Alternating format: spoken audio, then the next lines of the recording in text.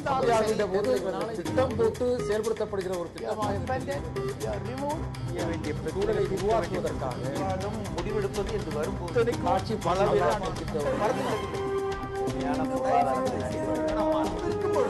எதிர்த்து பேசிட்டு பிரதமர் என்பவருக்கு அவருடைய அமைச்சரவை தேர்வு செய்வதில் உரிமை இருக்குன்றதுல இந்திய அரசமைப்பு சட்டத்தின்படி நாம் யாரும் கேள்வி கேட்க முடியாது என்பது உண்மைதான். ஆனால் சமூக நீதி பிரச்சனை எழும்போதெல்லாம் தகுதியை பற்றியும் திறமையை பற்றியும் பேசக்கூடியவர்கள் இப்படிப்பட்ட தேர்வுகளை பற்றி பேசும்போது மட்டும் தகுதியை பற்றி பார்க்காதீர்கள் என்று சொல்கிறார்கள்.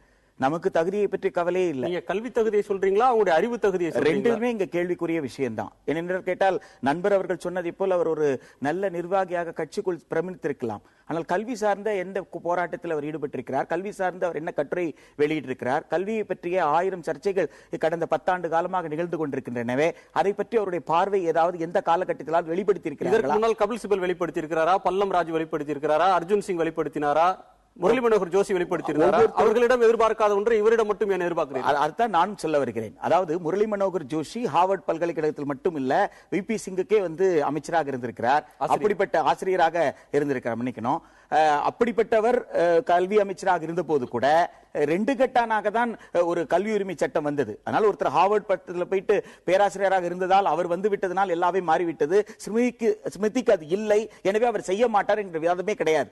இவர்கள் மிக நாசுக்காக ஒரு காயை நகர்த்துறாங்க. என்னன்னா, மிக முக்கியமாக உயர்கல்வி குறித்த மசோதாக்கள் பாராளுமன்றத்தில் நிலுவையில் இருக்கின்றன. இந்த மசோதாக்கள் குறித்து என்ன பார்வை இந்த அரசுக்கு இருக்கிறது என்கின்ற சர்ச்சை இப்பொழுது எழ வேண்டும். இப்பொழுது யுஜிசியை கலைக்க போறாங்களா பத்தி பேசணும். இதை பத்தி எல்லாம் பேசாமல் நாடே ஸ்மிருதியை பத்தி பேச வேண்டும் என்பதற்காக பிஜேபி திட்டமிட்ட இப்படி ஒருவரை நியமித்திருக்கிறது என்பதே உள்நோக்கம் இருப்பதா சொல்றதை ஏற்க முடியுமான்னு தெரியல. அரசியல்வாதி மாதிரி அவர் பேசுறாரு. நான் என்ன சொல்றேன், நான் என்ன கேட்கிறேன், இப்போ நிறைய படிச்சிருக்கணும் எல்லாம் சொல்றாங்க. அவங்க என்ன கிளாஸ் எடுக்க போறாங்க? டீம்டு யூனிவர்சிட்டி இருக்கு இந்தியாவில், பல டீம்டு யூனிவர்சிட்டி இருக்கு. அதோட சான்சலர்ஸ் எல்லாம் என்ன படிச்சிருக்காங்க பாருங்க. ஆனா அவங்க மெடிக்கல் காலேஜ் நடத்துறாங்க, இன்ஜினியரிங் காலேஜ் நிறைய பேர் நடத்துறாங்க. அவங்களுடைய கல்வி தகுதியில எடுத்து பாருங்க.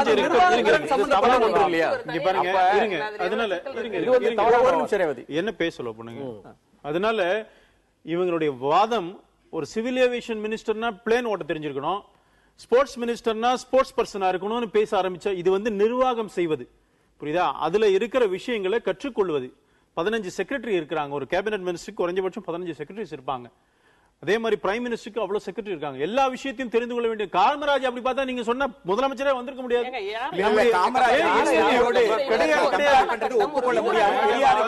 ஒப்புக்கொள்ள முடியாது.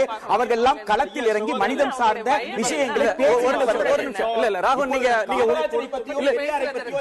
பேசுவதற்கு எந்த தகுதியும் இல்லை. அப்படிலாம் நீங்க பேசாதீங்க. காமராஜரை பற்றி காமராஜரும்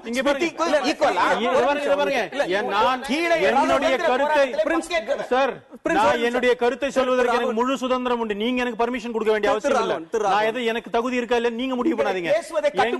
என்னுடைய நோக்கம் அல்ல, உங்கள் பேச்சை மறுப்பதற்கு எனக்கு உரிமை இருக்கிறது. தாராளமா மறுங்க, you are entitled. நான் இல்லன்னு சொல்லல. நீங்க நான் என்ன பேசுறேன் எனக்கு நீங்க அட்வைஸ் பண்ண வேண்டிய அவசியம் இல்ல. என்னை பொறுத்தவரை அங்க ஒரு மினிஸ்டர் அதை லீடு பண்ணணும், ஒரு லீடர்ஷிப் குவாலிட்டி இருக்கான்னு தான் பார்க்கணுமே தவிர அவங்க நம்ம காலேஜ்ல போய் பிரின்சிபலா பாடம் எடுக்கிறவங்க இல்ல. காமராஜரை நீங்க சொன்னதுனாலதான் ஒரு சர்ச்சை வந்து, காமராஜருக்கோ அல்லது ராஜாஜிக்கோ பெரியாருக்கோ ஒரு சமூகத்துல ஒரு ஆழ்ந்த படிப்பினை இருக்கும், ஒரு நிர்வாகத்திறன் இருக்கு, சமூகத்தை புரிந்து கொண்ட பக்குவம் இருக்கிறது, அந்த அனுபவம் இருக்கிறது. மந்திரியா 2 நாள் தானே ஆகுது, அதுக்குள்ள இல்லன்னு எப்படி சொல்றீங்க? நீங்க வெயிட் பண்ணணும் இல்ல. சார் சொல்றது அவருக்கு நிர்வாக திறமை இருக்கு, நிர்வாக திறமையை நிரூபிச்சு காமிச்சிருக்காங்க. அவங்களுடைய வரலாற்றை எடுத்து பாருங்க. அவங்க ஒரு நடிகையாக, மாடலாக எத்தனையோ படங்கள்லையும் டிவிலையும் தொலைக்காட்சி தொடர்லையும் நடிச்சிருக்கிறாங்க.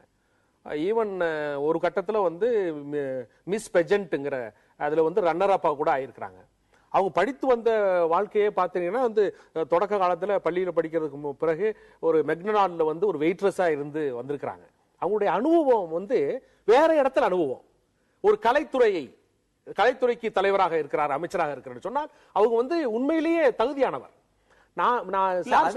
பெற்ற படிப்பினை அனுபவம் இதுல பயன்படாதுன்னு சொல்ல முடியுமா? பயன்படாதுன்னு சொல்லலன்னா, இன்னைக்கு இருக்கிற சூழல்ல கஜேந்திர சார் சொன்னது மாதிரி இன்னைக்கு இருக்கக்கூடிய கொள்கை வரைவுகள் புதுசாக கொண்டு வரப்படுகிறது. யூஜிசி, ஏசிடிஇ இதுல இருக்கக்கூடிய குளறுபடிகளையே நான் 15 செக்ரட்டரிஸ் இருப்பாங்க. ஆனா ஒரு தலைமை பொறுப்பில் இருக்கக்கூடியவர்களுக்கு முடிவெடுக்கக்கூடிய ஒரு முடிவு அந்த ஒரு கையெழுத்தில் இருக்கிறது. எதை கையெழுத்து போட வேண்டும் போட வேண்டாம் சொல்லுவாங்க எல்லாரும். அத சொல்றதுக்கு எல்லாருக்கும் உண்டு. நீங்க பாருங்க, ஐஐடி இருக்கு, ஐஐஎம் இருக்கு, எத்தனையோ சென்ட்ரல் யூனிவர்சிட்டி இருக்கு. யூஜிசில minimum qualification for a professor எதுக்கு போடுறீங்க? அப்ப அப்புறம் டெட்னு எதுக்கு ஒண்ணு ஒரு அமைச்சர் ஆகிறதுக்கு எம்பி தானே குவாலிஃபிகேஷன். நாடாளுமன்ற உறுப்பினர் எம்பிக்கு கல்வி எம்பிக்கு குறைந்தபட்ச கல்வி தகுதி இல்ல கிடையாது. ஒரு பிரதமராக இருக்க எந்த குறைந்தபட்ச தகுதியும் தேவையில்லை. ஆனா இந்த பொறுப்பு வேற, இந்த பொறுப்பு வேற. அப்ப சொல்லுங்க, நான் பாருங்க, நான் உதாரணத்துக்கு சொல்றேங்க, நான் வந்து ஒன்று சொல்லுகிற போது, முக்கியமா கல்வித்துறையில் சொல்லுகிற போது, பையன் பின்னாடி உட்கார்ந்துக்கிட்டு நீனே படிக்கிற என்ன சொல்ற என்கிற ஒரு சூழல் உள்ள இடம் அது. மத்த இடத்துல கிடையாது. இங்க என்ன சார் நிர்வாகத்தில் என்ன நிரூபிச்சு காமிச்சாங்க? என்ன நிரூபிச்சு காமிச்சிருக்காங்க? வரலாறு எடுத்து பாருங்க. 2004 வந்து மோடிக்கு எதிராக போய் உட்கார்ந்து தர்ணா இருந்து அவர் சிஎம்ல இருந்து இறங்கணும்னு சொன்னவங்க, அவங்களுடைய வரலாற்றை எடுத்து பாருங்க. எதுல நிரூபிச்சிருக்காங்க? தனிநபர் சார்ந்து நம்ம போக தேவையில்லை. கலைத்துறையில இருக்கிறவங்க வரக்கூடாதுன்னா ஜெயலலிதா முதலமைச்சரா வந்திருக்க முடியாது. இவரை பொறுத்த வரைக்கும் பார்த்தா என்ன அர்த்தம்? இது என்ன ஆர்குமெண்ட்? நான் கேக்குறேன். கலைத்துறையில அவங்களுக்கு தெரிஞ்சது, அவங்க வந்தாங்க, இது கல்வித்துறை அதிமுக வந்தாங்க, அப்புறம் வந்து முதலமைச்சரா வந்துட்டாங்க. அப்ப அது எதிர்க்கிறீங்களா நீங்க? அது கிடையாது. நான் சொல்றது வேற, கல்வித்துறை என்பது வேறு. ஒரு நிமிஷம், ராகவனுக்கு நான் கூடுதல் நேரம் தர வேண்டி இருக்கு. ஏன்னா நீங்க 3 பேர் ஒரு அணியில பேசுறீங்க. அப்ப ராகவனுக்கு நான் கூடுதல் நேரம் நிறைய தெரிஞ்சுக்கணும். சார் சொன்னது மாதிரி அவங்க பெற்றிருக்கின்ற அனுபவம்ன்றது வேற ஒரு துறையில இருக்கு. இந்த துறைக்கு நீங்கள் பயன்படாதானா நிச்சயம் பயன்படாது. வளர்ந்து வருகின்ற கல்வி ஏன் தவறான தகவல் கொடுத்தாங்க? அதுக்கு முதல் பதில் சொல்லுங்க. 2009 அவங்க கொடுத்திருக்கிறது BA டிகிரி. இப்ப நான் முதலாண்டு பிகாம் முடிச்சிட்டு இருக்கேன் அப்படின்னு கொடுக்குறாங்க. அவங்களுக்குள்ளதாவே ஒரு மனச்சலனமும் ஏதோ ஒரு இதுல நம்ம குவாலிஃபிகேஷன் கேட்டாங்கன்னா என்ன ஒரு பிரச்சனைகள் வருமோன்ற ஒரு குளறுபடி இருந்ததுனால தானே இந்த தகவல்களை மாற்றி விவாதத்தை எவ்வளவு அழகா டைவர்ட் பண்றாங்க பாருங்க. இந்த சப்ஜெக்ட்க்கு வர மாட்டேங்கிறாங்க. நான் என்ன சொல்றேன், இவர் சொன்னாரு எவ்வளவு யூஜிசி பிரச்சனை இருக்கு, எவ்வளவு பிரச்சனை இருக்கு தெரியுமா?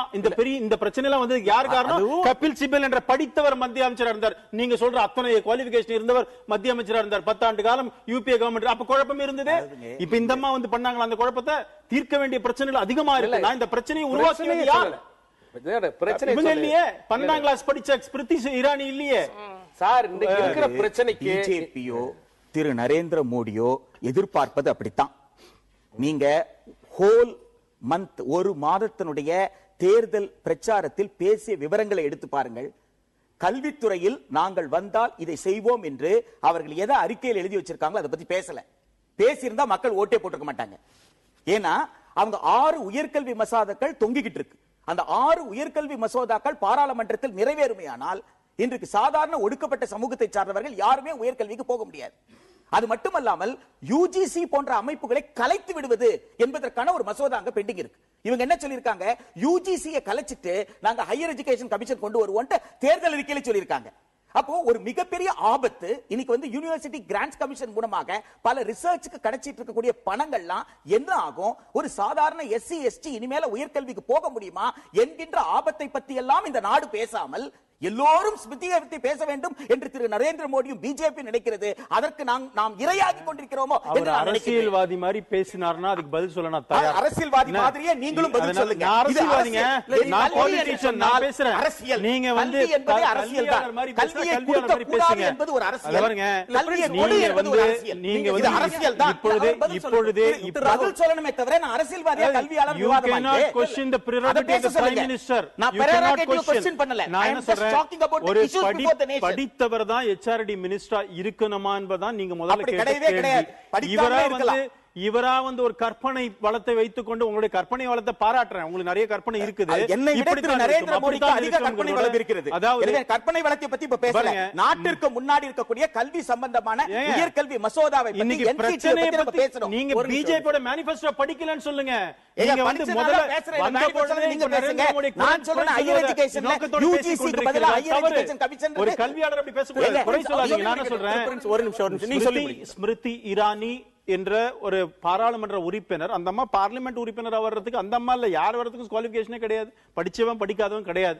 இன்றைக்கு ஆட்சி பொறுப்பில் வந்திருக்கிறோம். 3 நாள் ஆகுது. அவங்க வந்து தவறு செய்திருந்தார், அன்றைக்கு மறுநாள் சொல்லலாம். நீங்க எல்லாம் கல்வியாளர்கள். பசங்களுக்கு பாடம் கத்து தரீங்க. ஒரு குழந்தை இப்படியே முதல்ல இருந்தே இது முண்டா சொல்லுவீங்க நீங்க? ஏங்க ஒரு வாய்ப்பு இருக்கு, இப்பதான் வந்திருக்கிறாங்க, தவறு செய்தா சொல்லுங்க. ஆனா இவ்வளவு பில் இருக்கு, இவ்வளவு குழப்பம் இருக்குன்னு அந்த குழப்பத்தை ஏற்படுத்தியது யூபி அரசாங்கம். யூபிஏ மட்டும் இல்ல, முரளி மனோகர் ஜோஷி அப்படியே பின்பற்றி பிஜேபி என்டிஏ கவர்மெண்ட்ல அடல் பிகாரி வாஜ்பாய் செய்ததைத்தான் கபில் சிபலும் தொடர்ந்தார். ஐயா, ஒண்ணு மாற்றம் இல்ல. ரெண்டு பேரும் எங்களுக்கு தெளிவான கொள்கை இருக்கிறது. உங்களுக்கு வேண்டியது, உங்களுக்கு எது பிடிக்குமோ அதை செய்யறதுக்கு நாங்க வரல. உங்களுக்கு என்ன பிடிக்குமோ அதைத்தான் மன்மோகன் சிங்கோட கைகோர்த்து 10 ஆண்டு காலமா செய்ய வந்திருக்கிறோமே தவிர உங்களை மாதிரி ஆளுக்கு தேவையான 2-3 விஷயம் இருக்கு. நீங்க வந்து அனுபவம் உள்ளவர்கள் தான் வர வேண்டுமா அல்லது இதற்கெல்லாம் தகுதியை நிர்ணயிக்க வேண்டுமான்ற கேள்வி வருகிறது. ஆனா ஒரு உள்துறை அமைச்சராக ராஜ்நாத் சிங் நியமனம் செய்யப்பட்டதோ அல்லது அருண்ஜேட்லி நிதி அமைச்சராக ஆனதோ சுஷ்மா வெளியுறவு அமைச்சரானதோ சர்ச்சைக்கே ஆளாகவில்லை. அவங்கெல்லாம் ப்ரூவன் டேலண்ட்ஸ். அவங்கள வந்து இந்த துறைக்கு தகுதியானவர்களா, மிக முக்கியமான துறையை அவர் கையாளலாமா, ஒரு சட்டம் படித்தவர் நிதி அமைச்சராக இருக்கலாமா, அப்படிலாம் யாரும் கொஸ்டின் பண்ணல. ஆனா இந்த ஒரு நியமனம் மட்டும் விமர்சனத்துக்கு உள்ளாகி இருக்கிறது. அது பிஜேபியிலே சில பேர் செய்ததாக, குறிப்பாக நரேந்திர மோடியை ஆதரிக்கக்கூடிய சில ஆதரவு சக்திகள், அவருக்காக தேர்தல் பிரச்சாரம் செய்தவர்கள், அவர் சிறந்த நிர்வாகி, குஜராத் நன்ற மாநிலம் என்றெல்லாம் எழுதியவர்கள் கூட இதை விமர்சிக்கக்கூடிய ஒரு போக்கு இருக்கிறது. அதை பற்றியும் நாம் தொடர்ந்து பேசலாம். ஒரு சிறிய இடைவேளைக்கு பிறகு நேர்பட பேசு தொடரும்.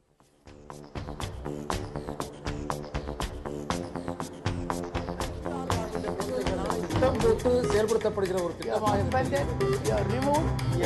சூழலை உருவாக்குவதற்காக முடிவெடுப்பது என்று வரும்போது ஆட்சி பல